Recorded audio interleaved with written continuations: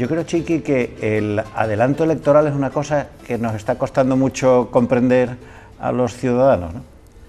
Bueno, es verdad. A ver si tú haces un poco de didáctica y nos lo explicas. Bueno, es verdad que al principio pudo haber parecido raro, pero lo que ha ido transcurriendo se demuestra que llevábamos razón, ¿no? Había un gobierno con estabilidad, había un gobierno del que todos nos sentíamos partícipes, y a partir de la llegada de Garzón a la Ejecutiva Federal o Nacional de Izquierda Unida, empiezan ya aquellas conversaciones que todo el mundo recordará cuando baja aquí y dice: este no es un gobierno de izquierda, ¿no?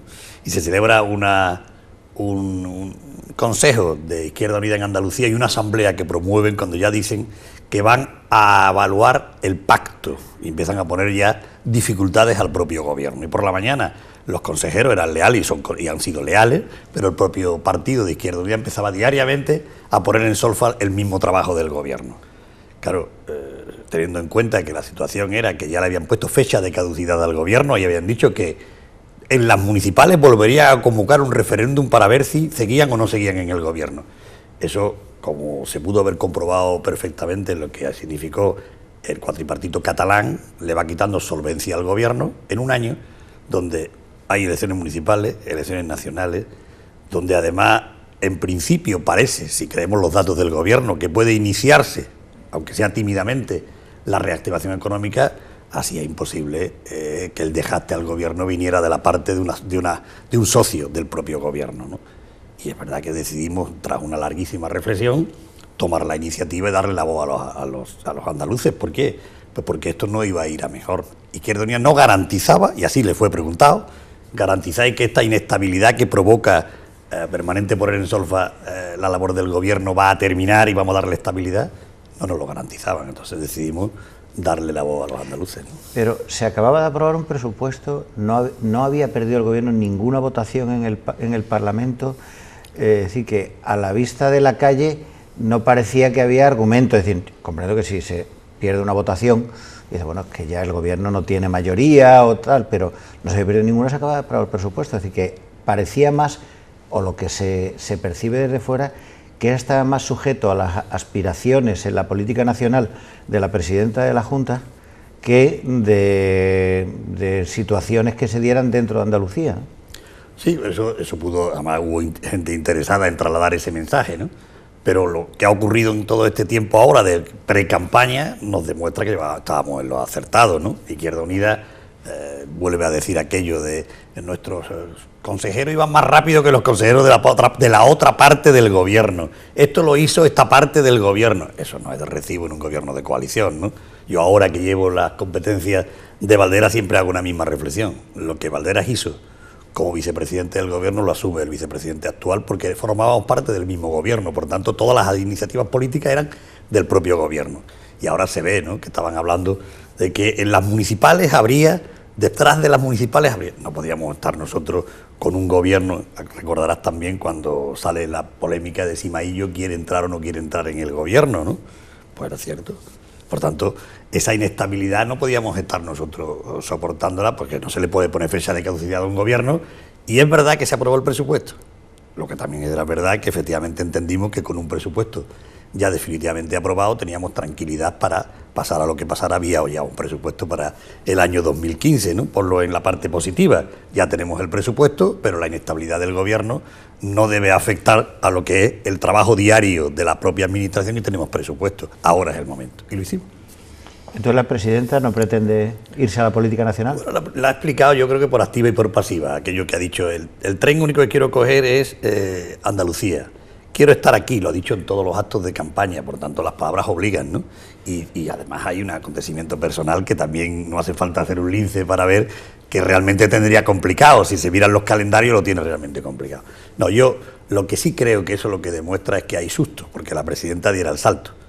Pero yo creo que lo primero que hay que hacer es consolidar un nuevo gobierno del Partido Socialista con una mayoría lo más amplia posible, que es para lo que trabajamos y lo que vamos a intentar ocuparnos durante estos días, pero lo que es cierto es que el liderazgo de Susana asusta hoy al Partido Popular, incluso ya podemos hablar de ni siquiera dice eso de no voy a pactar, ¿no?, sino dice pacta. Por cierto que dijo que iba a pactar incluso hasta con el Partido Popular en estos últimos días, ¿no? Pero yo creo que se va a quedar aquí, va a trabajar aquí, pero hay que reeditar el gobierno del Partido Socialista. Porque da también, o eso al menos se lee, se escucha, que existe como un enfrentamiento soterrado entre Susana Díaz y Pedro Sánchez, que se lee, ya te digo, yo eso tú me dirás si es verdad o no, que inclusive que hay interés en que no venga a participar en la campaña electoral del Partido Socialista en Andalucía Pedro Sánchez, ¿no? Bueno, como va a venir ahora y va a venir, dice, por cierto, creo que es posible que una de las propuestas que hemos hecho es que venga Cádiz también, ¿no? Va a venir y por tanto eso va a quedar definitivamente liquidado, ¿no? Pero lo que, hombre, es verdad que ha habido algunas disfunciones o alguna manera de no... Pero por una cosa fundamental, nosotros entendemos que el gobierno de la Junta de Andalucía debería ser el escaparate en el que el PSOE a nivel federal se vea para que las políticas que hace el gobierno de la Junta se confronten con las políticas que hace un gobierno a nivel central del Partido Popular. Y ahí no ha terminado eso de cuajar, aunque es verdad que en los tiempos esto ha mejorado.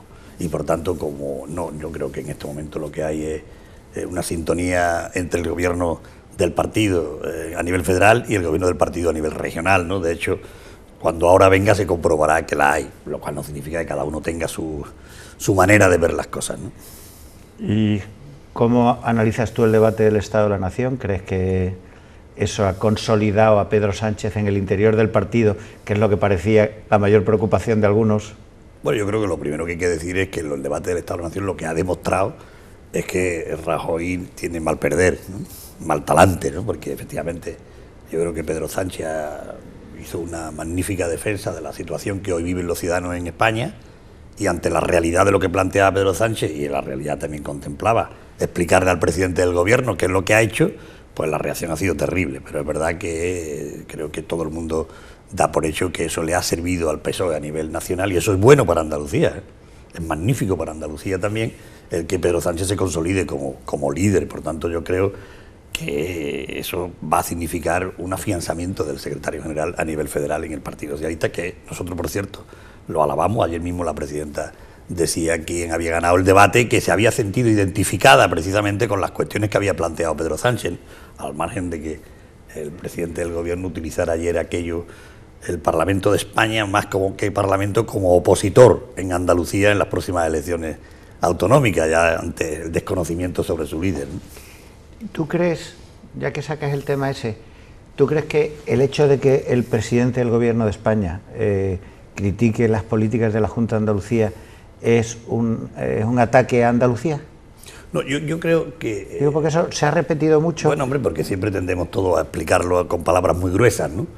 Pero hay una cosa que no se puede olvidar. Él estaba en la sede de la soberanía nacional, estaba explicando cuestiones que no eran ciertas, y el presidente del gobierno no debe decir mentiras, ¿no? Y menos en el Parlamento. Nunca, pero en el Parlamento menos, ¿no? Cuando hablaba ayer de la sanidad, tenía que explicar que, por ejemplo, no nos ha dejado y nos ha recurrido la subasta de medicamentos con el objetivo de hacer más eficiente y economizar. No nos ha dejado la reposición del 10% de los empleados públicos precisamente en la sanidad, etcétera, etcétera, etcétera. Y si además nos ha quitado 1.200 millones de euros del presupuesto de la Junta de Andalucía, lo que tiene que decir es que hemos cumplido con el objetivo de déficit que hacía una semana el propio ministro de Hacienda había puesto de manifiesto que Andalucía había cumplido. Por tanto, no parece de recibo. ¿No es un ataque a Andalucía? Pues que venga Dios y lo vea, ¿no? Es decir, si no es meterse con el gobierno del Partido Socialista en Andalucía, sino es no decir la verdad sobre Andalucía, y eso no lo puede hacer el presidente del gobierno, ¿no? Como de hecho se le demuestra todos los días aquí, ¿no? Porque cuando se dice en educación no se crean tantos, es que la tasa de reposición que obliga las leyes del gobierno central impiden sacar más plazas si no las hubiéramos sacado, ¿no? O sea, por tanto es difícil de explicar por qué no es difícil, para cualquier avezado sabe que era una estrategia pensada para intentar irrumpir en la campaña electoral, ¿no? Volviendo un poco a la convocatoria de elecciones, puede o es probable que se dé el caso, así dicen las encuestas, que pasemos de un Parlamento con 3 fuerzas políticas a un Parlamento con 5 fuerzas políticas. Es posible. Donde la aritmética sea diabólica, ¿no? Es decir, que pueda darse el caso de que, si se cumplieran las encuestas, gane el Partido Socialista, sea la fuerza más votada, pero cualquier socio con el que pudiera aliarse el Partido Socialista tendría fatales consecuencias para el propio Partido Socialista, ¿no? Sí, bueno, lo primero que hay que decir es que el Partido Socialista tiene posibilidades de alianza, el Partido Popular tiene muy pocas, porque si ese resultado que auguran las encuestas, o que nosotros vamos a intentar romper las encuestas, como es nuestra ocupación y nuestra obligación, el Partido Popular no puede pactar con nadie y nosotros tendríamos varias oportunidades de pacto. La primera, por supuesto, tener una amplia mayoría para poder gobernar en solitario, porque si la aritmética se cumple tal como nosotros la vemos, nadie va a poder pactar con otras fuerzas. Por tanto, el Partido Socialista sería primera fuerza con amplia mayoría y podría gobernar en solitario. Esa es nuestra intención, lo cual no significa que no gobernemos en permanente diálogo y pacto con unas o con otras fuerzas, cosa que ya, por cierto, ha ocurrido en otras ocasiones, ¿no? Esa es una manera democrática. Otra es tener un socio estable de gobierno. Veremos cómo se comportan también. Ya he visto cómo Izquierda Unida no ha rechazado de plano la posibilidad de formar parte de un futuro gobierno con las condiciones que ellos quieran, ¿no? Porque lógicamente los pactos tendrán después. Yo he formado parte durante este año y medio, casi 2 años, de ese comité famoso de enlace y por tanto tengo ya un máster en relaciones con otra fuerza política, ¿no? Y más y menos con Izquierda Unida. Por eso hay que esperar. Yo creo que efectivamente puede darse el panorama a que hace referencia, pero lo que yo creo de verdad es que la centralidad de la política en Andalucía y la utilidad del voto, eso que mucha gente desprecia, pero la utilidad del voto ya está centrado en el Partido Socialista. Por tanto, lo que nosotros solicitamos a los andaluces es que haya una mayoría muy amplia para poder llevar a cabo todo lo que planteamos. ¿Y cómo ves la irrupción en el Parlamento andaluz de las dos fuerzas de moda? Es decir, que Podemos y Ciudadanos. Bueno, yo no soy de los que están muy preocupados por el fenómeno, ¿eh? Yo me preocupa más el por qué ha nacido el fenómeno que el propio fenómeno en sí. ¿Por qué ha nacido ese fenómeno? Porque la gente está muy cansada, muy harta de la corrupción y muy harta de la situación de crisis y el paro, que es su máximo exponente. Y eso es lo que hay que combatir. Pues si tuviéramos la posibilidad de arreglar definitivamente, y en ello estamos, sobre todo el primero, ¿no? Porque en el paro hay que trabajar conjuntamente gobierno central, gobiernos autonómicos, pero en la corrupción hemos dado pasos importantes. Si logramos nosotros trasladar la verdad de lo que estamos haciendo y que además si se entienda, si atacamos los fenómenos porque ha crecido, disminuirán esos fenómenos, ¿no? Pero creo que también que haya un vehículo de expresión a todo lo que ha sucedido en la calle me parece correcto. Yo no soy de los que están en contra de que hayan aparecido estos. No, porque creo que después de todo lo ocurrido en el periodo de tiempo de la crisis económica, las situaciones de corrupción conocidas por todos, pues es lógico que haya ciudadanos que se organicen de otra manera. Por tanto, yo creo que bienvenido al sistema democrático. Ya hemos visto que en la democracia y en el sistema democrático, una vez que uno da el paso de comprometerse y forma parte del establishment político, como ya forma parte Podemos, pues empieza a vérsele también las carencias, ¿no? Que, bueno, es una obviedad, ¿no? He visto cuál ha sido la reacción cuando se le ha atacado a un miembro de su partido. La reacción no ha sido nada más que de purísima casta, ¿no? Si eso es si atacan a este, me atacan a mí, ¿no? Eso lo conocemos todos, ¿no? O eso de hay toda una campaña orquestada contra el nuevo fenómeno porque los va a desplazar. Eso también lo conocemos, ¿no? O sea, que a mí me parece que es bueno que se les vea, que es bueno que se les oiga, es bueno que se les escuche y que si son una expresión de un sentimiento de una parte importante del electorado, pues bienvenido sea, ¿no? Pero tienen una función, o parece, aunque ellos dicen que pactarían con todo, parece que son casi unos apestados en el ámbito político, porque la relación con ellos parece que es perjudicial para todos. Es decir, que el hecho de que sean antisistema, de que se les haya colgado a ellos, eran antisistema, o que bueno, que ellos dicen que está en contra, como el régimen del 78, ¿no? Sí, como dicen ellos, ¿no? Entonces, el hecho de que vean un poco hila casi con aquel discurso de Anguita de las dos orillas, ¿no? Es decir, que aquí estamos nosotros, que somos un partido virginal, etcétera, y en la orilla de enfrente están todos los demás. Pero ellos encima llevan un poco ese marchamo de bolivarianos, chavistas, antisistema, no sé cuánto, que la relación con ellos, para cualquier fuerza política, sería muy costosa, ¿no? Bueno, ellos están haciendo yo recuerdo muy bien cuando el Partido Popular decía que estaba yendo hacia el centro, ¿no? Y se llevó viajando hacia el centro mucho tiempo, ¿no? Pues lo mismo le está pasando a esa fuerza política, ¿no? Primero, efectivamente, el programa radical a las europeas, ¿no? Antisistema. Sí, ahora ya lo que han dicho es que ellos son socialdemócratas. Si son socialdemócratas, nosotros no hace falta que lo digamos, ¿no? Luego ese viaje que están haciendo también hacia la moderación les llevará a tocar instituciones, a tocar gobierno, a tocar gestión, y tendrán que ir entrando, como ya están entrando, en las posiciones razonables. Y yo no le veo, yo no lo entiendo, no los considero apestados. Ojo. Yo entiendo que me merecen mucho respeto, que decía que una expresión de un sector de la población que no se siente representado y encuentra ahí un vehículo y por tanto bienvenido al sistema. Lo que tampoco acepto son las lecciones, ¿no? Es decir, a mí me parece muy sorprendente que si ese deseo popular que ellos dicen representar es tan fuerte, como no se presentan a las elecciones municipales, que es la democracia más cercana, más representativa, ¿no? Donde de verdad, ¿por qué no lo hacen?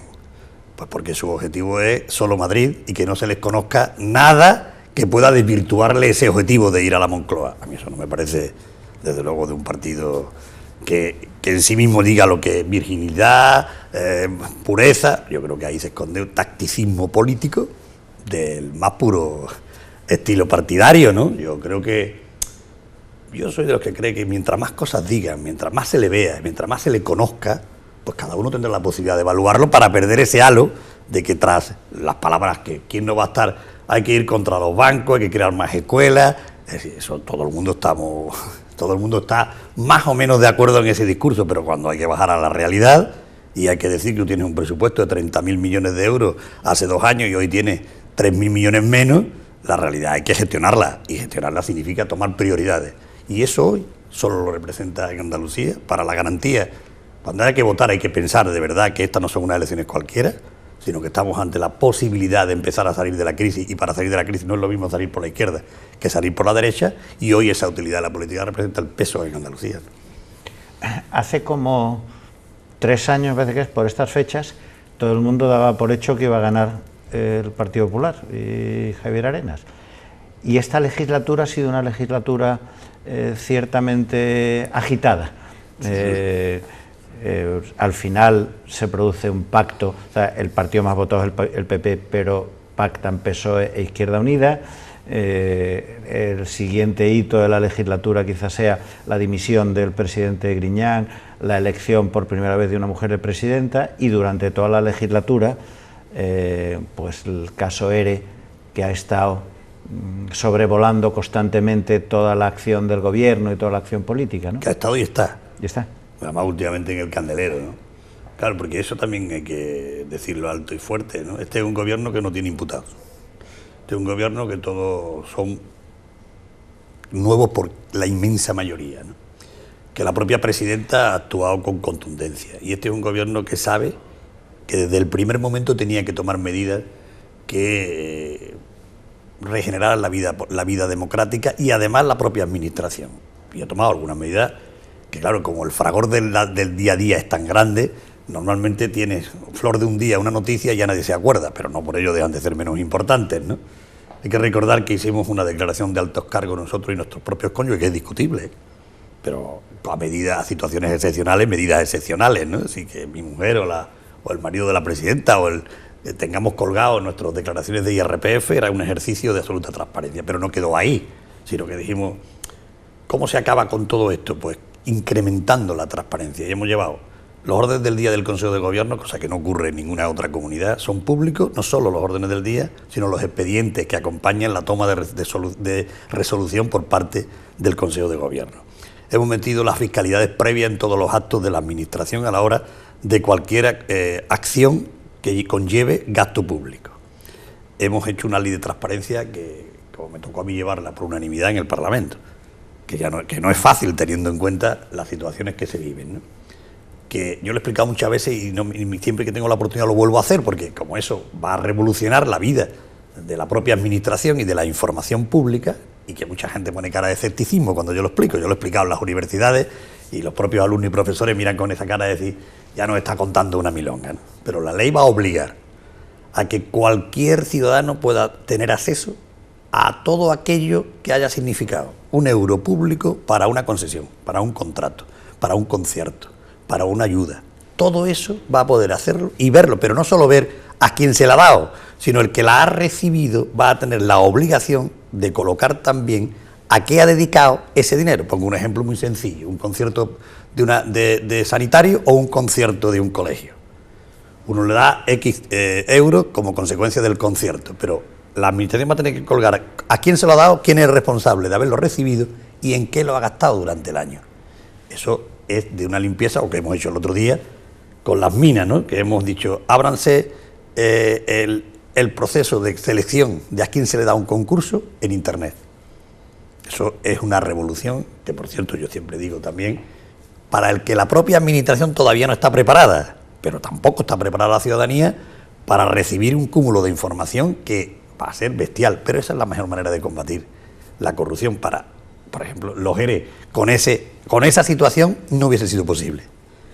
Y entonces, claro, por supuesto que a nosotros pues somos conscientes de que eso sobrevuela y que ojalá, porque la justicia, para hacer justicia de verdad, tiene que ser rápida, ¿no? Y los ciudadanos también están muy cansados de ver permanentemente en actos judiciales que nunca terminan en una condena a quien tuvo la culpa y una devolución del dinero que se pudo haber defraudado, que es lo que la gente quiere y lo que siempre mantengo también, ¿no? Si hubiera rapidez para meter en la cárcel a un culpable y devolver el dinero, no estaríamos hablando de lo mismo. Pero claro, son casos eternos, ¿no? Y como son eternos y permanentemente hay situaciones de una instrucción, no puede durar tanto tiempo. Tan así es que ahora se va a reformar precisamente, ¿no?, el Código Penal o la Ley de Procedimiento para intentar que no haya esas macrocausas que duran años y años y que ya cuando hay tantas ramificaciones uno pierde de vista, ya no sabe uno contar por dónde va el caso. Y claro, los ciudadanos lo que perciben es que nadie paga lo que ha ocurrido. ¿Y tú crees que debe dimitir Chaves y Griñán? Si se le imputa un delito por el instructor, yo creo que ellos son los primeros conscientes de que tienen que dar un paso atrás. Pero tiene que esa discusión que ha habido también sobre en qué momento. He visto, por cierto, al nuevo delegado del gobierno ya ayer hablar de que había que ponerse de acuerdo entre los partidos, es una noticia que sale estos días en los medios, ¿no?, para que cuando se inicie el juicio oral entonces dimitir. Digo, pues podíamos habernos ahorrado todo este camino donde todos los días exigiendo dimisiones, ¿no? Yo creo que cuando se le impute un delito, en este caso no es quien, si se le imputara, lo haría un instructor del Tribunal Supremo y por tanto tendría que pedir el suplicatorio. En ese momento yo creo que ellos son conscientes de que tendrían que dar un paso atrás. ¿Y tú crees que ese tema ha afectado mucho al Partido Socialista? Porque el propio Mariano Rajoy, en el debate del Estado de la Nación, cada vez que Pedro Sánchez hablaba de Bárcenas, salía el asunto de los ERE, ¿no? Yo lo que creo es que los andaluces son conscientes de que tienen una presidenta que ha intentado un tiempo nuevo y que trabaja diariamente para que ese tiempo nuevo no esté ligado a ningún asunto de corrupción y que ahí es fulminante, ¿no? Y eso es lo que intentamos nosotros, que llevarlo a rajatabla, ¿no? Y que claro, por supuesto que nos afectará, pero también creo que la gente sabe que todos estos casos, que son ciertos, y que no hay que quitarle una ápice de importancia, han sido utilizados políticamente permanentemente por la derecha y que, bueno, no hace falta nada más que ver ahora un telediario de La Primera, ¿no?, o ver esa desconexión que, por cierto, hemos llevado a la Junta Electoral, porque es infame, ¿no? Si ahora si hay una situación de conflicto en cualquier situación, va al telediario de La Primera, por pequeño que sea, ¿no? Ha sido utilizado también y la gente no es tonta, la gente sabe delimitar bien cuáles son las responsabilidades políticas, que es de lo que se trata ahora aquí, porque las judiciales van para largo, pero las responsabilidades políticas la gente sabe perfectamente que ya en Andalucía se han tomado. Bueno, vamos a hacer un pequeño receso, ¿eh? Sí, ¿vale? sí, sí.